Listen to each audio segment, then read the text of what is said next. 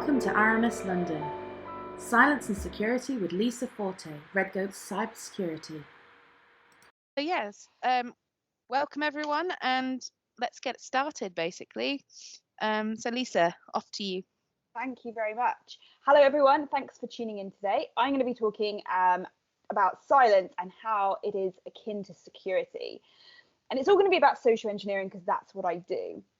So social engineering, the official definition, is the use of deception to manipulate people into doing something that they feel is benign, but is actually malicious in order to compromise the company's security. And it's actually a really problematic term, especially when I talk to people outside of InfoSec. They think it sounds like something Hitler would have done. And that's what they truly believe has happened. And actually, I've even seen it cited really recently to describe sort of authoritarian government action. So it's a little bit of a confusing term, and maybe in the future InfoSec need to think up a different, less tainted term to describe what I do for a living. So that's what social engineering essentially is. But it's not just limited to information security. We see it being used in cults, in the mafia, in the intelligence services. I'm ex-police and I know how it was used in the police. And then obviously on a more benign level, we have sort of salespeople and things like that, all the way through to cyber criminals, relationship fraudsters, con men, and all of those sorts of individuals. What social engineering definitely isn't is hypnosis and brainwashing and all of those sorts of things, which I've also heard being associated with it. It's got nothing to do with that. In fact, it's actually kind of more concerning in some ways because it's very simple. It's very easy to learn. Anyone can learn how to be a social engineer, and it's probably more dangerous for the average person. So in its basic form, you get this sort of eBay phishing email type thing, which is quite simple and it's usually pretty effective for a lot of people, but that's not what we're going to be talking about today. We're going to be talking about much more advanced social engineering. And for this to really work, there needs to be a level of OSINT, a level of intelligence that's been gathered on your target. You want to build some rapport with that individual. You want to develop some sort of level of relationship with them. And it may be run over a fairly long time and yielded often in quite a vicious way by the end of it. So the kind of clients we see this being used for predominantly, obviously you have your super high profile targets like intelligence agencies and governments for sure. But commercially, we see a lot of law firms, financial services, critical national infrastructure, some list X companies. And then we also see it actually in universities and the extractive industries from the sort of hacktivist side of things, the sort of activists who are taking issue with animal testing or whatever is going on in that university. So all social engineering, in my opinion, is really, really damaging to the person who falls for it. But what we're going to be talking about this evening is, quite frankly, life-ruining level of manipulation and deception that we see being employed. And that's what I really want to focus on, because I think people sometimes just think all it is a phishing email. And it goes far, far beyond that. And I think we have to start appreciating just how bad it can actually get. So the key to getting someone to talk to you, getting someone to open up, trust you, do what you're asking them to do, is all about building rapport. This is crucial for social engineering and something that I have been doing and practicing for a very, very long time. So in order for me to get you to start talking to me and telling me all your life's dirty little secrets, I have to get you to like me. You have to like me, because if you think of somebody for a moment that you really, really hate, someone you really dislike, even if that person comes up with the best idea in the world, you will still dismiss it and think, oh, no, they don't know. Stupid, rubbish plan. Because you don't like them. If you like someone, however, you'll dismiss any inconsistencies in their story. You'll be open, you'll share things with them. So I have to basically tell you that I like you, I think you're a nice person. And you know what? I'm very similar to you. We have a lot of things in common. And you're able to share anything you want with me. And that is essentially what rapport building is all about. So there's a couple of ways we do this. Firstly, appearance is a big thing. So if I'm going to build rapport with someone, I want to know a little bit about what they're likely to dress like, maybe what football teams they support, what they're interested in, if there's any sort of major political interests that they have. Are they sort of into mountain biking, for example? Because I want to mirror as much of that as possible in myself, because the more of that I mirror, the more likely they are to instantly think, oh, Lisa's wonderful, I like Lisa, I'm going to start talking to her. And that's what we really want them to do. The next stage of this kind of plays into the human being's desire to be listened to and talk about themselves. And if I can show that I'm really interested in you as a person, I'm really, really interested in you, and I want to hear your life story, you'll jump on that and you'll want to start telling me everything that's ever happened to you, from good to bad to make believe. It won't matter. You'll just want to spill it all out to me, because finally someone is paying attention to you and thinking you are amazing and wants to hear everything. So once I've built all this rapport with you, I can basically take this anywhere I want, because once you have this liking for me and you think I'm this lovely, wonderful person, at this point, a lot of the things that I might now ask you to do or to give me in terms of information, you're very unlikely to put up a barrier to that, because I'm your friend now. And there was this saying that said, people can be made to do anything. If we just take time to go through it sufficiently slowly, we can actually make them kill their aged parents and eat them in a stew, was the saying, which is horrific. But it does tell you the power of rapport, that actually, if we take things slowly enough, if we build things up slowly enough, we can actually get people to do anything. And you see this a lot in cults, because often when someone leaves a cult and something terrible has happened, people will say to them, oh God, how did you do that? How did you end up in that situation? That's insane. But they weren't taken from where you and I are sitting right now to the end result. That's not how it happened. It happened slowly over time. They were taken in, they were slowly indoctrinated, they were slowly taught this was the way to be, they were isolated a bit more, and so on and so forth. And that led to them being at the end result that they are. So this is why we sort of say that with rapport building, it can be incredibly dangerous. And I'm going to come on to what you can do about all these things later. So don't just think I'm telling you horrific things about human beings and I'm just going to leave you to not go to sleep tonight. I will be explaining it all later. So obviously, one of the key things for a social engineer is to get you talking. And the reason for this is that we can get tons of information about you and about your company just by talking to you. We don't have to send you phishing emails and do loads of OSINT on you necessarily, because if we can get you talking, we can find out all of that and more. So I don't want to be friends with you as a social engineer, whether you're a malicious social engineer or like me, you test companies' security like this. Being friends isn't the end goal, unfortunately. I need you to talk to me because I want you to hand over information to me. That's what I want. And most of the time when I do this, people don't even know that they've handed over information to me. They're not even aware that they've handed over critical pieces of information about what software their company is using, or that they're recruiting this new person, or the IT guy is really new and doesn't know much about the company's security at this moment in time. And they've handed it all over to me in good faith, to be fair. And it's all because humans love to talk about themselves, as I said earlier. And if you show interest in them, as you'll probably know, you've probably all been to conferences where you've ended up getting stuck with that one lady or man who talks at you about everything, and anything you say you've done or any place you say you be, they have been there longer and they have done it better and they've done everything and they want to tell you all about it. Well, the next time that happens to you, instead of getting really frustrated and thinking, how the hell can I get away from this guy or woman? Instead of thinking that, just let them talk and just listen to the information that they are giving you. And the longer you're silent, the more they will talk. And the more you collect information on what they're doing and what their company's doing and what their plan is and what their wife's name is. And you'll be fascinated by the longer you stand there silent, the longer they will spew information that they should not have given you.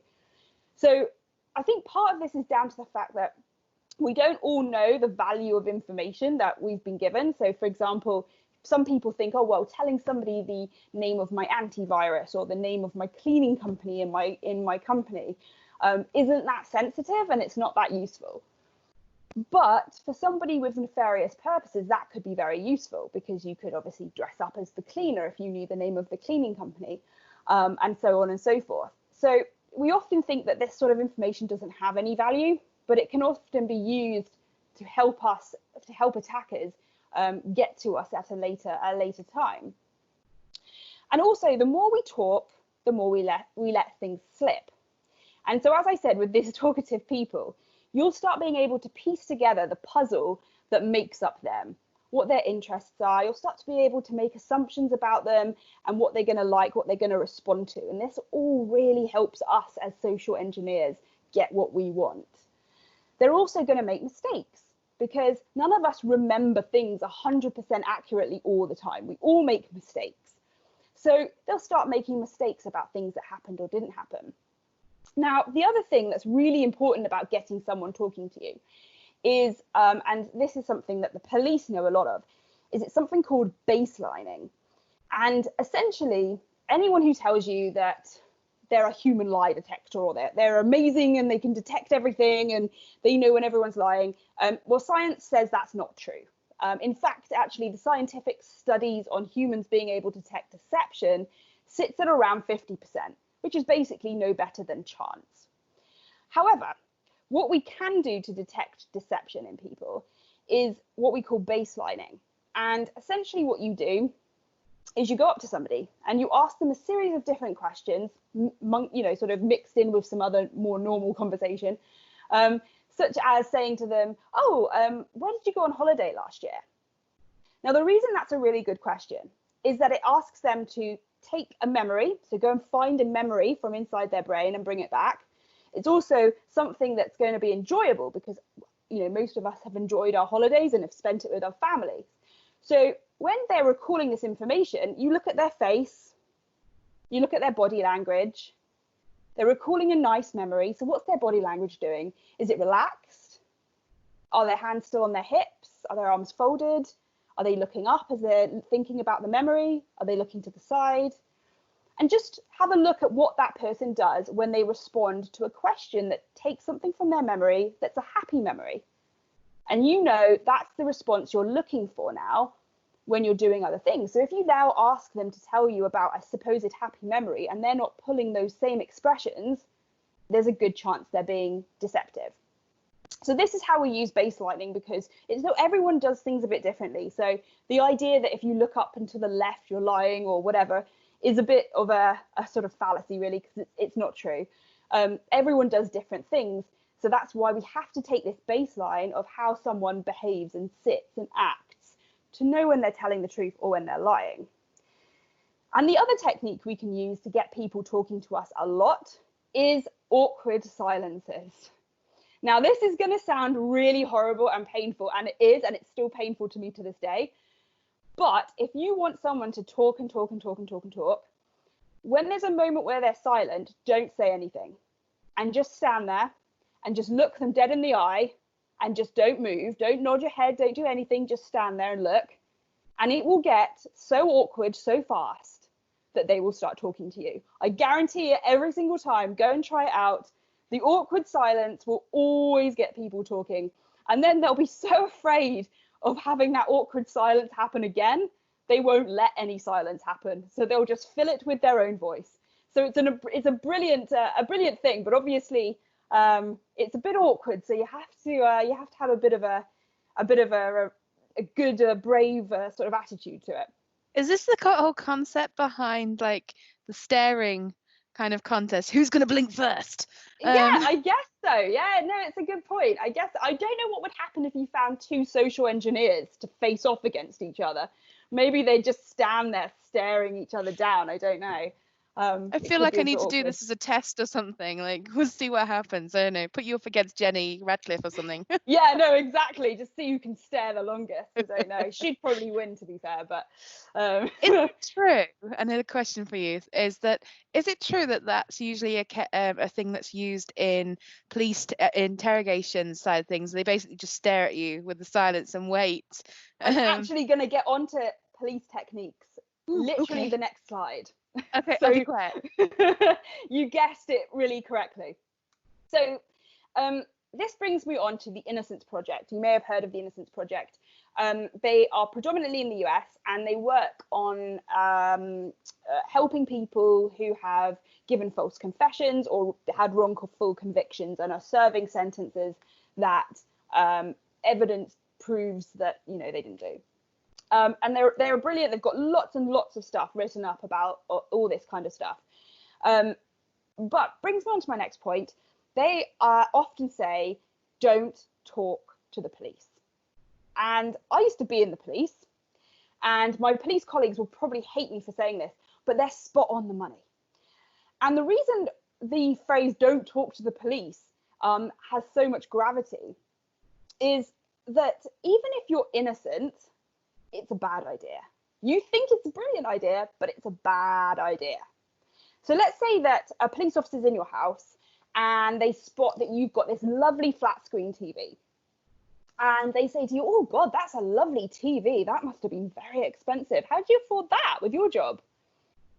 And you start talking and you go, oh, well, yeah, because basically what happened was my mum, her dad, and then they passed me this money and that's how I paid for it. So I kind of got it from there and da-da-da-da-da.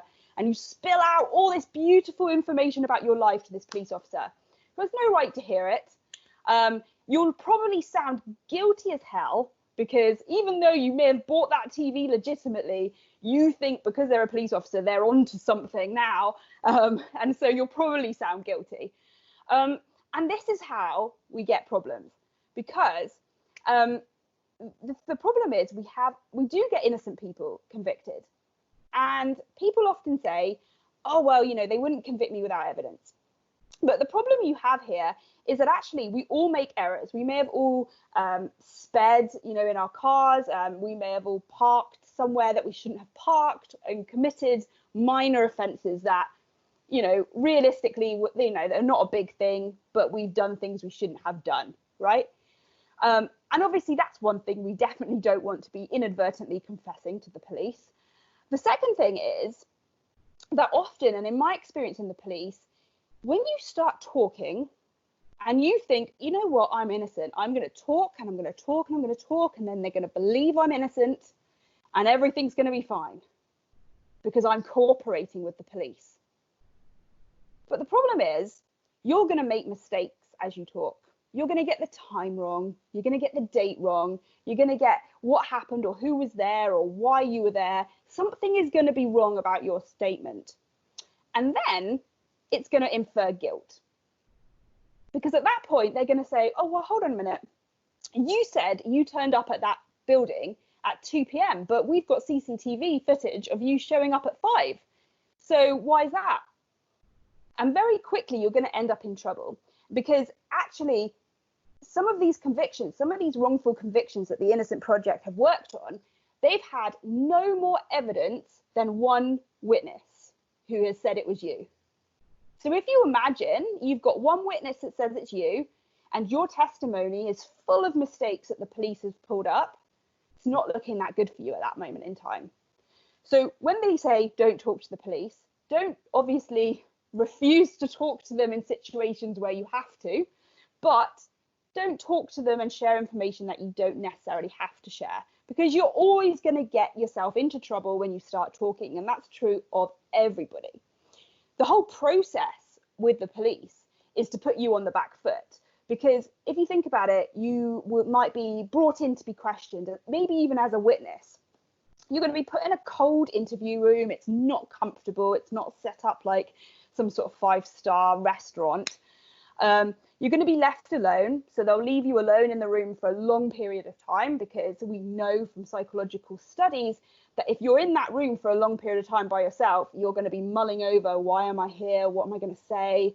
You're going to be getting yourself worked up. And that's what we want if we're in the police, because now you're a lot more malleable.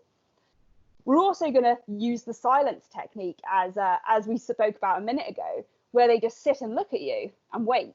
And because it's so uncomfortable and we hate it so much, all you'll do is go, well, let me tell you other thing. My neighbour, actually, let me tell you what he's done. And all of a sudden, all of this information comes pouring out, and you've walked yourself into quite a little predicament. So I think the thing to remember in these interactions is that you're not in control. They are in control from the moment you walk into that building to the moment they decide you can leave.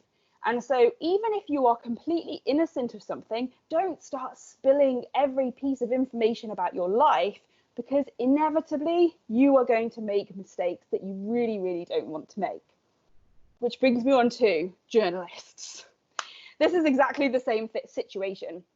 Lisa, So, just before you moved on from that, one of the delegates was saying that the Innocence Project is on Netflix right now. Yes, it is. I haven't watched it, which is why I didn't bring it up, because I didn't want to cite something I haven't watched, but it is on my watch list for things. And some of you may have seen Making a Murderer, I think it was called, which was on Netflix. And that's a similar thing.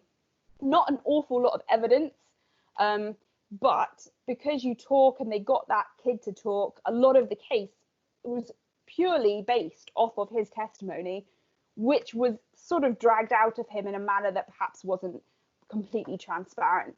So we have to be really, really careful when we start opening our mouths, because it can get us into a lot of trouble for security, but also for ourselves, really. And obviously you can't mention that without mentioning journalists. So journalists are there. I have a bit of a love-hate relationship with them.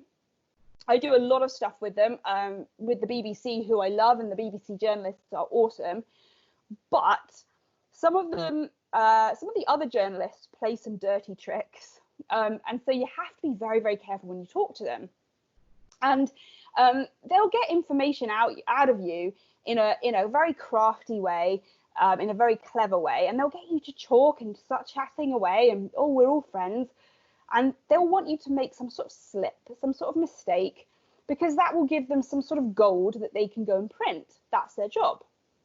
So if you take a situation where your company may have had a data breach, for example, and you're put in front of the media and you have to go in front of the journalist and start talking about what's happened and why you're not in trouble, and why you've taken every precaution necessary.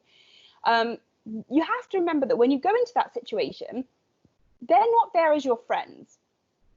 They're going to put themselves forward as your friends. They're going to use all of those rapport techniques we spoke about at the beginning, but they're not your friend.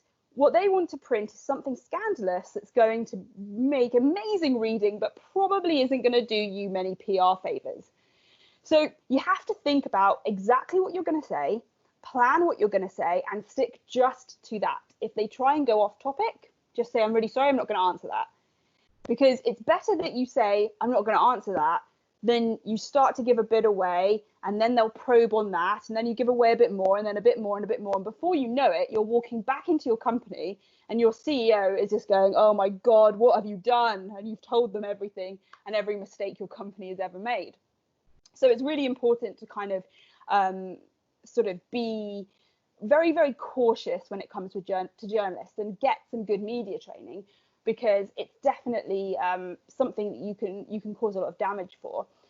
And I think we need to know and have a plan in a lot of situations, not just in front of journalists, with how we say no to people. Because I think a lot of the problems that I see for people is that they don't know how to say no politely. And so what they do instead of that is they just start talking, and they just start telling you everything. Whereas actually you want some sort of pre-made sentences that you can go to that are not rude, that you can use on anyone, where you just sort of decline to answer that question in whatever way. So I always go for, wouldn't you like to know? That's one of my ones. So if people start asking me questions, mainly about my age, to be fair, but about other things also, I'll just go, oh, wouldn't you like to know that? And make a bit of a joke of it and move on. But have some sentences made up in your mind of how you would do that, because I think it really empowers you to to be able to say no to people.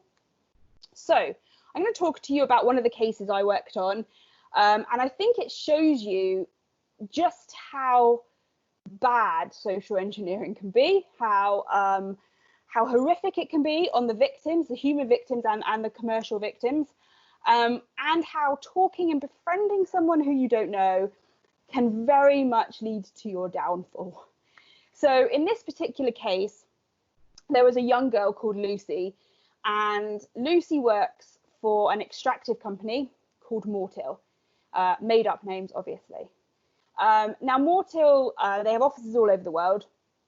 And Lucy's a young girl. She's really sort of idealistic, fairly straight out of university. She'd been traveling around South America and sort of enjoyed that and done some sort of activisty stuff out there, and had a really good time, learnt a lot of Spanish. And everybody in the company thought she was awesome. They thought she was really, really motivated, really sort of enthusiastic about everything she did. And one day, Lucy comes home from work, sits on her couch and has her cup of tea, and she gets a friend request on Facebook. And she looks at it, and it says, "Oh, hi, Lucy. My name's Nina. I work for Mortil too, only I work in the Peruvian office. I really love your photos, and I'd love to connect. You know, I think British culture is amazing. I'd love to visit London. I'd like to practice my English. It'd be great if we can be friends." So Lucy thought, wow, this is awesome. Yes, 100%. So she clicks accept. The two girls start messaging back and forth on Facebook. And so soon that turns to messaging on other applications. They start talking on the phone. They start discussing all things about politics and TV. And, you know, they become really, really good friends. And this goes on for ages. This goes on for over 6 months. And one day, Lucy comes home from work and she sends Nina a message, just sort of starting up a conversation. And she didn't get any response back, none at all. And she thought, okay, well, that's a bit weird. She usually replies straight away. Okay. So she sends her another message and still nothing, and another one and another one. And late that night, Nina sends a message back and she says, "I have no clue what to do. I have to leave my job. I'm disgusted. I've had enough. I can't deal with this anymore." And Lucy thinks, oh my God, what's happened to my friend? You know, what's going on? Why is she so upset? And Nina said, look, here in Peru, there have been some articles written about our company, about Mortil. They're accusing them of leaving sites unsafe in the jungle. They're accusing them of deliberately doing this and causing all this damage and this horrible, you know, these effects to these individuals who live out there. And she said, look, at first, I didn't think it was true. But I sort of went to one of the meetings with the execs, and they basically said this was all part of the plan. This is how they keep the costs down, and I'm disgusted. And, you know, I have to leave. I can't deal with this anymore. And Lucy said, look, you can't change a company from the outside. You have to do it from the inside. So don't leave. We'll come up with a plan tomorrow. Just don't leave. So the next day, Lucy and Nina start talking again. And Nina goes, look, I've got a plan, actually. There's this guy called Rob. Rob's a journalist. He's an American guy, but he lives here in Peru. Now, Rob is amazing at exposing corporate corruption, governmental corruption. He worked on the WikiLeaks story. He is amazing. He's our guy. We should ask him to see if he can expose what this company is doing, right? So Lucy, young, idealistic, is thinking, oh, cool, this is awesome. I'm a human rights activist. Yeah, I'm in. Yeah, let's do it. Put me in touch with Rob. So they start up a group chat with Rob. Now, Rob comes in and he starts saying, oh, tell me about your job, Lucy. Tell me about what you do, what you have access to, and all this sort of stuff. And so she tells him, and he says, look, I've got a plan. I know what we're going to do. I can definitely help you. But the thing about these stories is I need to get information. I need you guys to get information for me, because otherwise I can't prove any of the accusations that I'm making. So for the next year, Rob tells Nina and Lucy what information he wants them to go and get from the company. He tells them to screenshot things on their phone, take photos of their data on their phone, print things off. He tells them to cover their tracks Don't print stuff off your device. He says, be the model employee. You know, go to all the different events, befriend useful people, go and befriend the PAs of the executive team, take them out for lunch, find this out, find that out, talk to people, get them talking about what they're doing, send me all this information. And for over a year, they did this.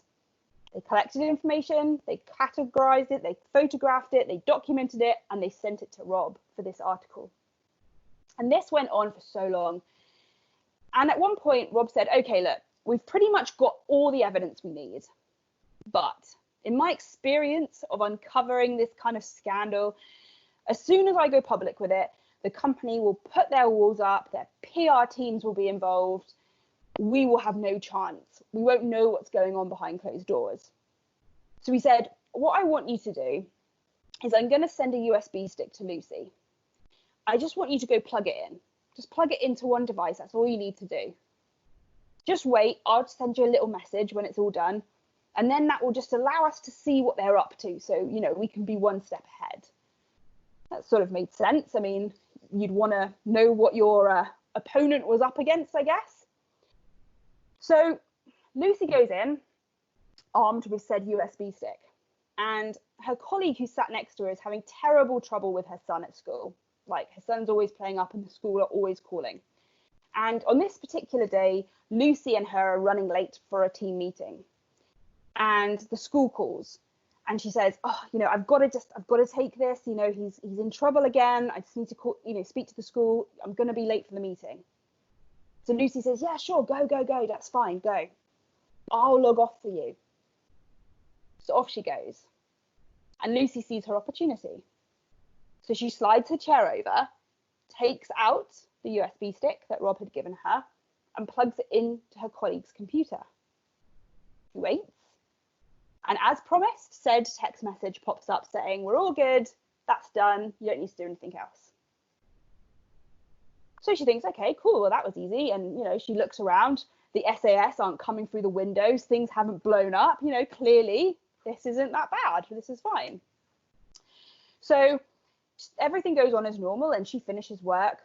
And she sort of thinks, oh my God, we've done it. We are activists. We've brought down a company who was doing terrible things. This is awesome. So she's texting her two friends saying, guys, we've done it. We should celebrate. And Rob says, look, this is done, but obviously my part now begins. I need to write this article. So I need to take some time out. I need to sort of disconnect from the grid for a little while and write this article. And then Nina says, well, this has all been really stressful on me. So I'm going to go off and see my parents and there's no signal out there. So, you know, I'm going to be out of communication for a little bit too. So Lucy thinks, okay, well, that's a bit of a pity, but fine. Okay, we'll just leave it at that. And the weeks quickly tick by, 2 weeks, 3 weeks, 4 weeks, still no article, still no word from Nina or Rob. And she comes in one day and a colleague isn't there again. And she thinks, okay, that's a bit weird. I wonder where she is. And her manager says, Lucy, I need you to come into the office for a second. We need to have a word with you. And in there sits her manager, the security officer, and a couple of other people. And they say, we've had a really serious breach. And we're not quite sure what happened, but we're pretty sure your colleague had something to do with it. And she sat there and she looked them in the eyes and she said, it wasn't her, it was me. And she told them the story pretty much how I've told you.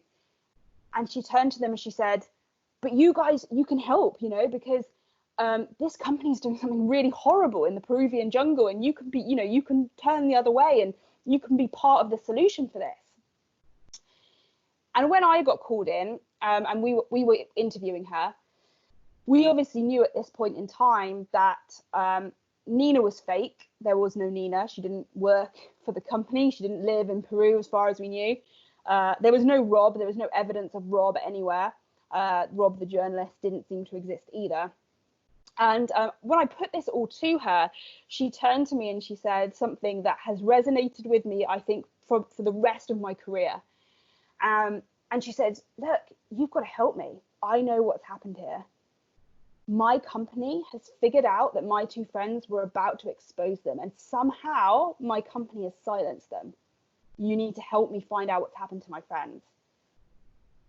And no matter how many times I told her these friends don't exist, it was all a lie, it probably was one account and they were probably making it all up, like it's all a lie, she could not believe it. She could not get her head around the fact that she had had this relationship with these people. She built this relationship with these people, and over a period of a really long time told them all this stuff about her, all this stuff about the company, and it could all be complete rubbish, and it's all, you know, all a complete lie.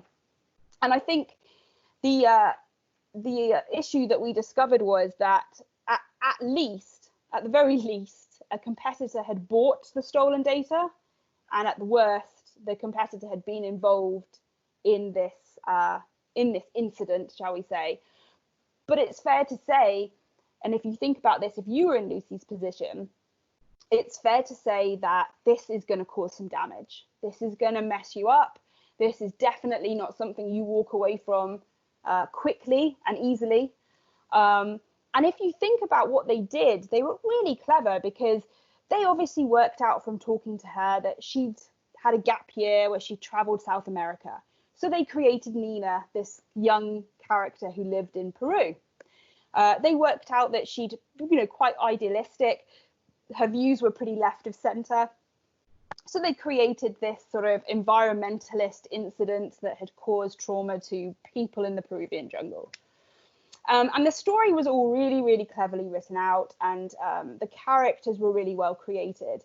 They also created a very clever us versus them attitude, I think, in her brain, because by saying, well, you're actually helping us bring down your employer, she wasn't going to go and talk to her colleagues about what she was doing, because the danger obviously is with social engineering. If I start telling you a story and I start telling you this big lie about who I am and what I'm doing, if you go and talk to somebody else, somebody who I haven't built any rapport with, the chances are they're going to say, look, I think this sounds dodgy, because they haven't been sort of wowed by me in the same way that you have.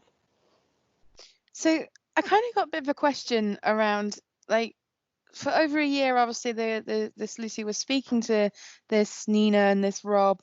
I assume it was only via text. So she'd had a conversation with Rob. So we definitely know there was a male at some point involved in it. She'd never spoken on the phone to Nina. But if you think about relationship fraud, often they say, oh, well, no, we've never done a video chat or something like that. And to you and I, that sounds absolutely nuts, that you'd send loads of money to someone you hadn't even done a video chat with. But what you have to remember is the process that took them from that very first encounter to where they send the money is well crafted and is manipulative. And you haven't been taken on that process. So it looks crazy to you. It looks absolutely nuts. But to them, this is a logical flow. And actually, in relationship fraud, one of my friends actually suffered from it. And she ended up remortgaging her house and sending all that money to this individual who she'd never seen.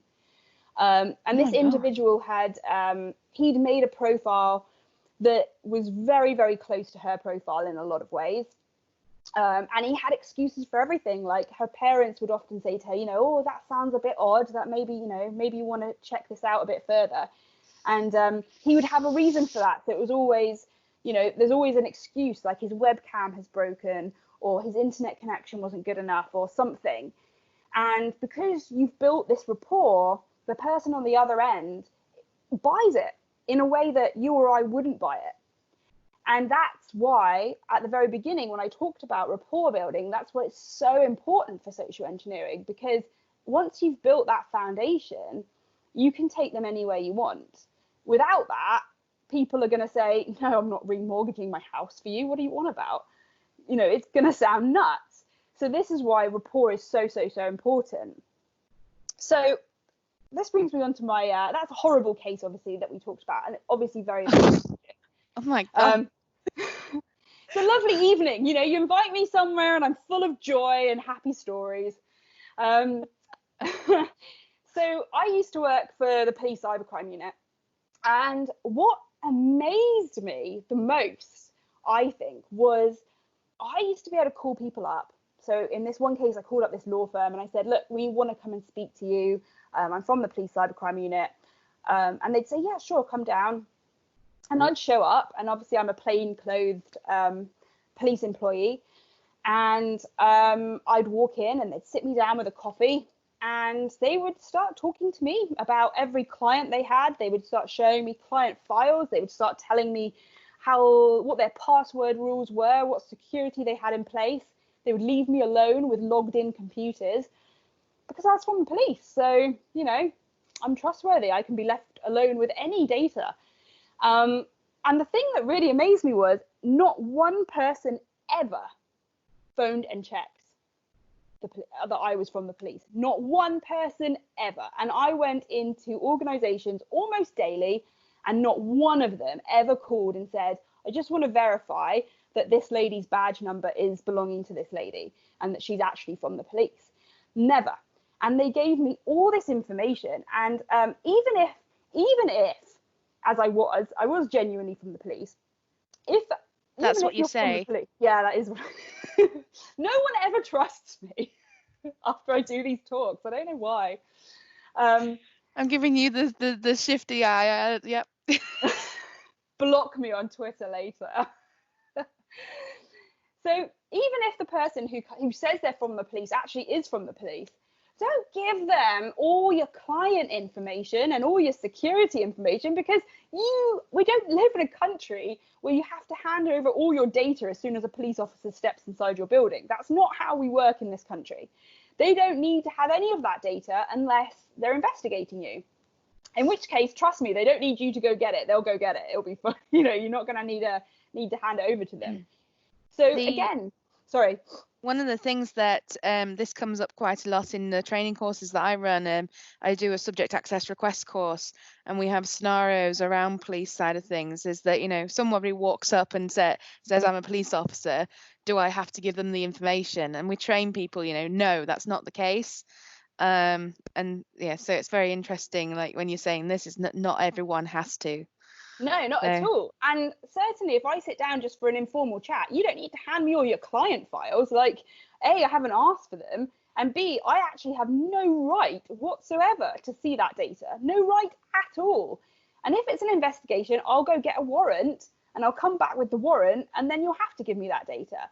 But for the majority of the time, people were just like, oh, well, do you want to see this? And do you want to see this? And check this out. And I'm just like, oh, God, all this data, I don't want it. So again, you know, these people my advantage is I'm short and I'm blonde, and people think that short blonde women do not commit crimes. So we're just automatically trusted around the world, which is awesome. I'm not going to lie, you don't look like a creepy person, but you clearly are. Exactly. This is exactly right. People who know me well know that I am properly creepy, but obviously, like to the face, I look like I'm quite a sweet, innocent person. It's all planned. No, I'm joking. We one of the delegates is saying that, you know, I always even say, if someone is a genuine police officer, how do you know that they have genuine reason to ask for what they're asking for? Always check. 100%. And, you know, I saw somebody be pulled over by the police once. This is a bit off topic, but I'll tell you about it anyway. And the police officer said, oh, we're just doing spot checks. Would you be able to open your boot for me? And the gentleman turned around and he said, well, under what condition? Why am I opening the boot? Why do you need to search my vehicle?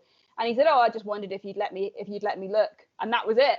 And the fact is, people let them look, and you don't have to let them look. So don't just offer everything up to people just because they have authority, because that's not how it works. We have a delegate on the line who's just WhatsApped me to say, I'm now debating turning to a life of crime because I'm short and blonde. Honestly, no one will stop you. You'll probably earn a lot more money too. I didn't advocate for that, so, you know, I don't condone it, obviously. And someone else has just said, in my experience, people tend to think that just because someone's in authority asks for information, that they have to give it. Yeah, exactly. 100%. And you see this obviously with police officers, as I've told you. I had one gentleman. So I've got to tell you this story because it's absolutely hilarious. So I go into this law firm and I'm starting to talk to them, and he says, well, we've just had this IT company in and they have just given all of our users new passwords. And I was like, okay, that sounds a bit weird, right? And he was like, do you want to see them? He's like, they're really good, they're really strong passwords. And I went, what do you mean? Do I want to see all the users' passwords? So off he goes off onto an Excel spreadsheet, prints off every username and password that is stored in this Excel spreadsheet, handed it to me, and then said, oh, you can keep that, don't worry about it. And I thought to myself, this is a law firm. You have not even verified who I am. I'm just some random person that I wasn't even wearing a badge. And you've just let me in and hand me all your username and passwords for your law firm. So, yeah, it's crazy. It's crazy what people will do for authority. You've excited a couple of people, because now the people are saying things like, I no longer feel my deeply suspicious nature is a character flaw. No, it's not a character flaw. It's amazing, definitely. And I think a lot of the police officers that I would work with, we would actually say, we would never, ever be insulted if someone said, well, I'm going to call up and just double check you are who you say you are. We'd never have felt insulted. In fact, we'd probably gone, oh, good for you. You're being really vigilant. But obviously no one thought they would do that. So they just let us do whatever we wanted. Yeah, and someone else has said a clipboard and a high-vis jacket also works. Yeah, it's true. But if you think even for doctors, if you go into a doctor's surgery and you have something wrong with you and they say, okay, well, the treatment, we're going to give you this drug for treating that. You would never sit there and challenge them. You would never sit there and go, hold on a minute, I'm just going to Google that drug and check that it's the right drug or verify it. But just because someone has authority, we want to respect that, and that's fine, and that's an appropriate social thing to do. But it doesn't mean you can't challenge it. This is in a movie, actually. If anyone's ever watched Patch Adams, the movie with Robin Williams in it, he goes to a butcher's convention and they hand out a white jacket, and he just says, what's the difference between a doctor, and covers over the badge of the butcher badge, and a butcher, sort of like, what's the difference between a student and a qualified, just by covering the badge. Yeah. And he just remains with his arms crossed, or just just covering the badge at all times until he gets his own white coat. Yeah, it's 100% true. I mean, the other thing is, some of you may as well, it's not just about titles. It can be about status as well. So someone who's wearing really expensive clothes and really expensive watches and pulls up in an expensive car, we feel that they are hugely successful and someone who we should have respect for their authority on some level. And that's how the fire festival ended up happening and being a disaster. The gentleman who had no experience of running a festival managed, through wearing expensive clothes that he couldn't really afford, to con investors out of enough money to make it happen. And obviously that's why it went up in smoke.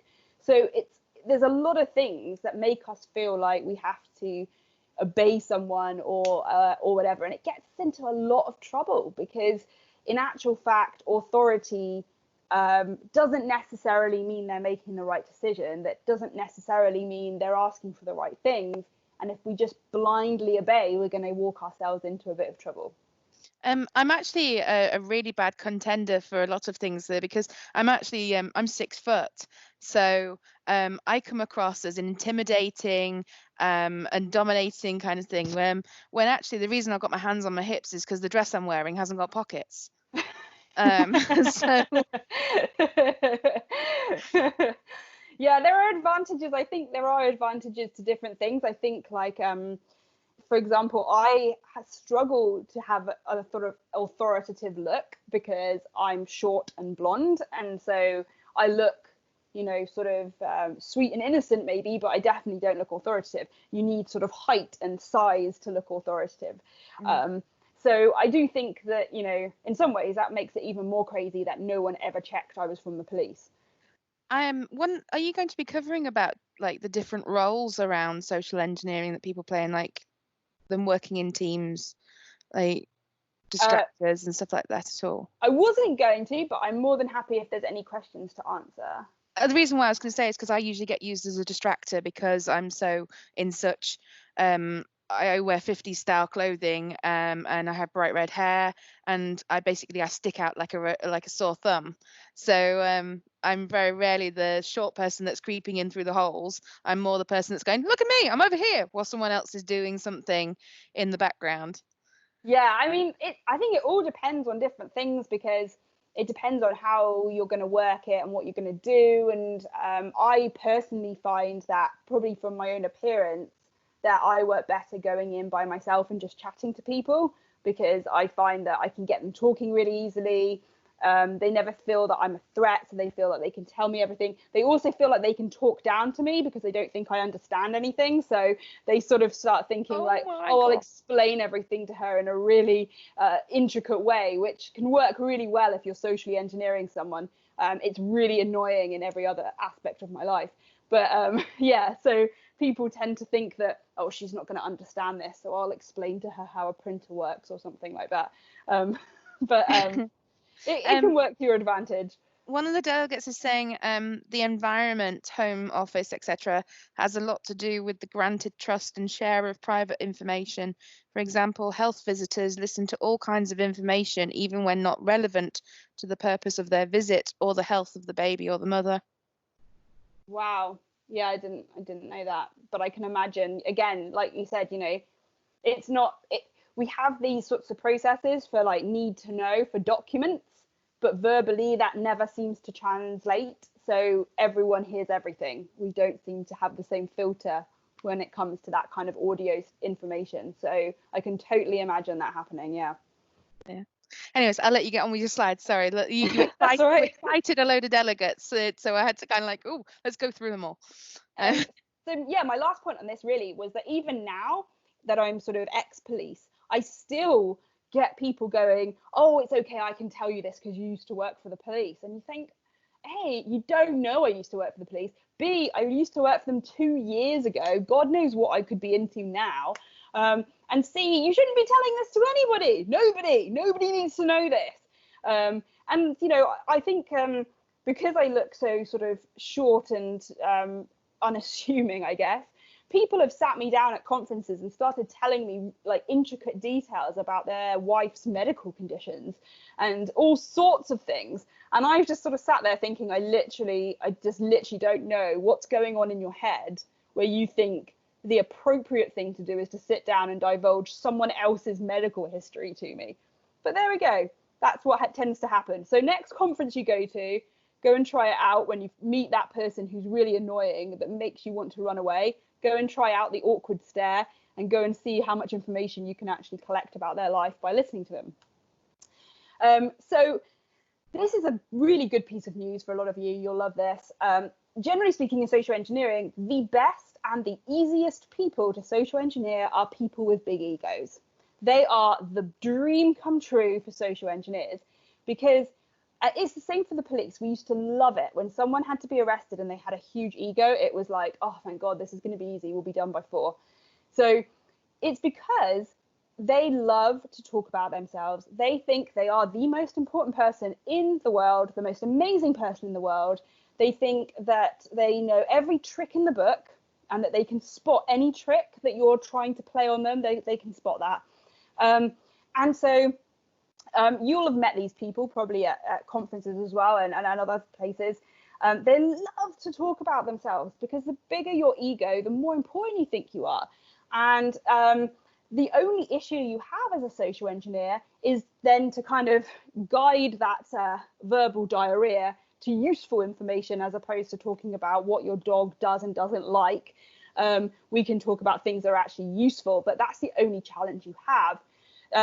The worst people, so I guess the people you should really think about modeling yourself on, are the people who are quite quiet, who feel maybe a large amount of imposter syndrome, who are quite shy, don't think they're very important.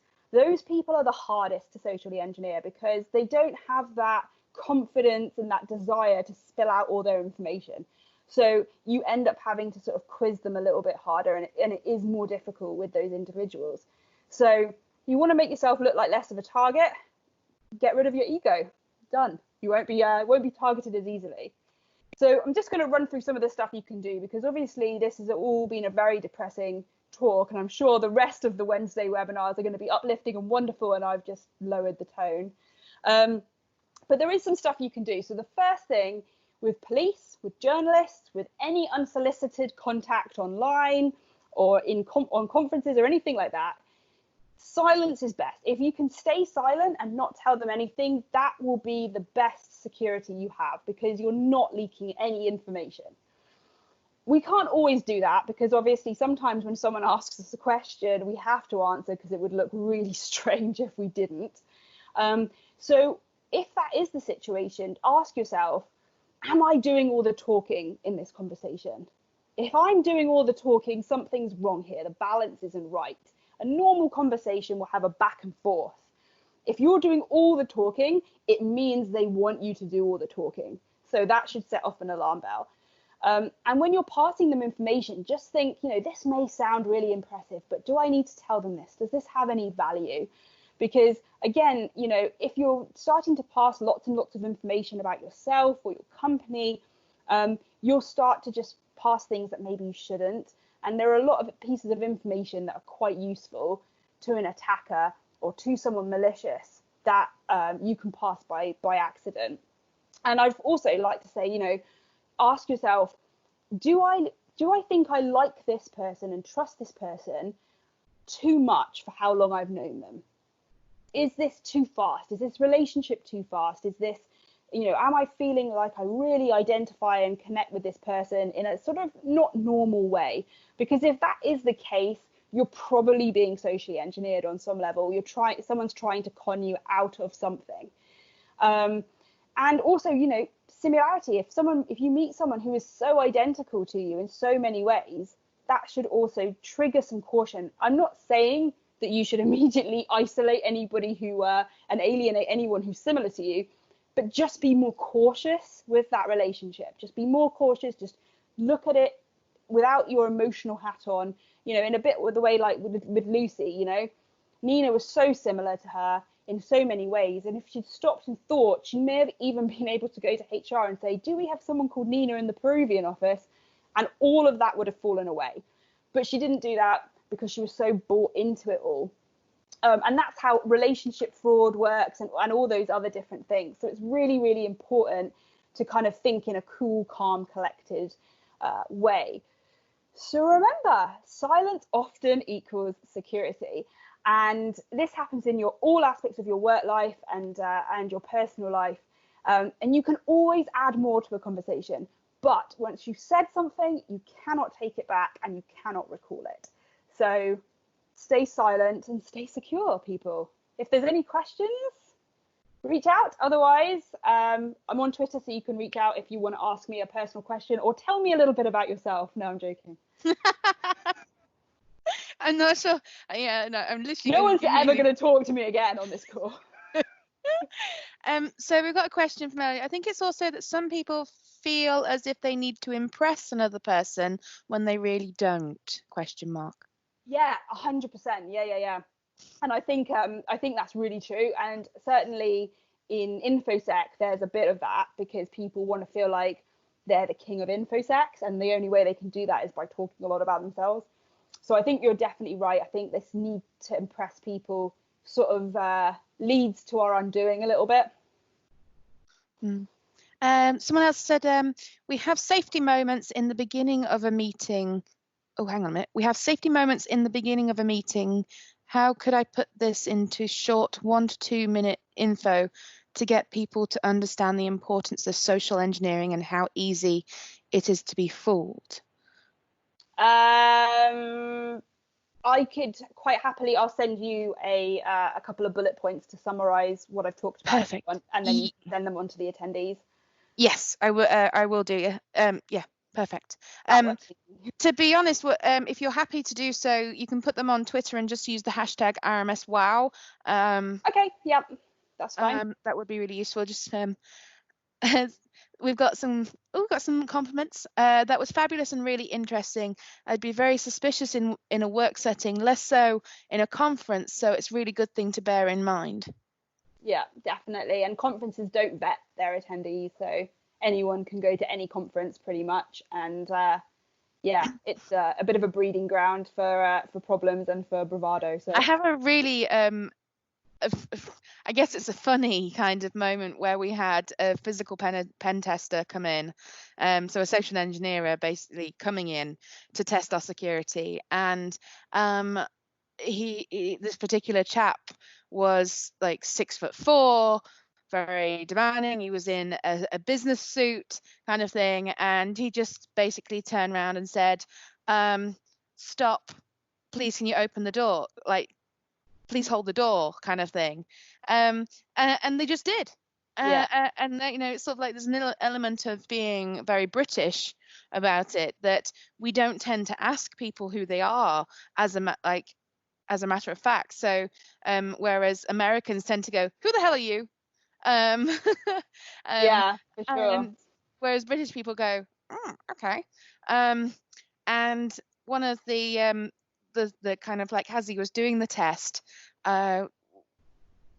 we had these things called disco booths. Basically, they were multicolored like meeting booths that held like 6 people. And he joined a meeting of 5 other people. He was the 6th.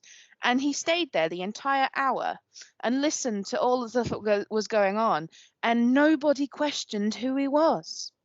And it's just so we had a case that we investigated with a law firm that is almost unbelievable. These 2 gentlemen, this is a big city law firm, remember, a company who you'd think they would be on top of things to a relatively good degree.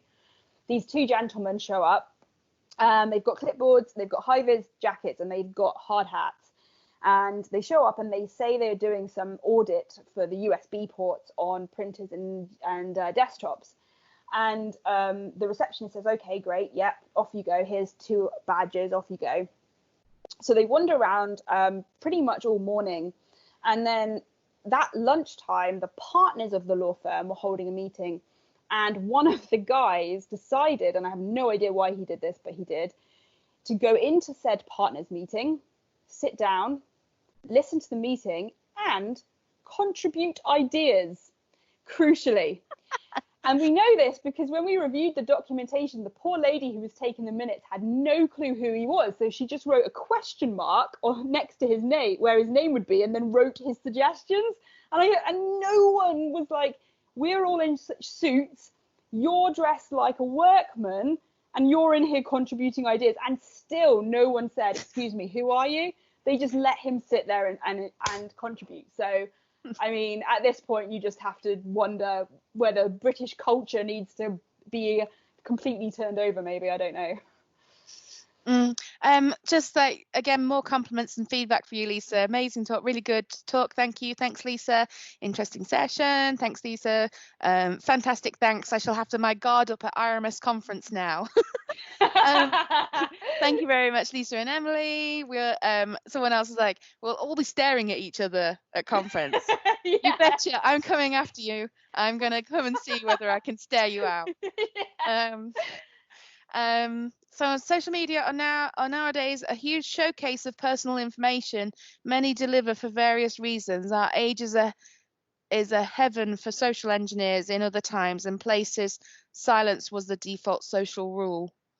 So someone else said, though I did stop someone coming through the reception the other day, back in the day when we were allowed out, and it was the guy who sat behind me and I didn't recognize because he'd got glasses and I had a haircut. And another one, thank you very much, that was amazing. So yes, thank you very much. Give you a bit of a round of applause, because hopefully that other people are also doing it. Thank you very much. We really appreciate your time. More people coming in, thank you, really interesting, and they are clapping too. Thank you, everyone. I can't see you clapping, but I'll take her word for you. You've got emojis and everything going on here, it's great. They're all clapping. This is really funny to watch. Thank you, everyone. Thanks for tuning in. And again, thanks to Lisa for your time. We really do appreciate it. And hopefully we'll have you back another time to talk on something else. Yeah, definitely. And basically, see you all guys next week, 6:30 for something else. Thanks very much, everyone. Bye. Bye.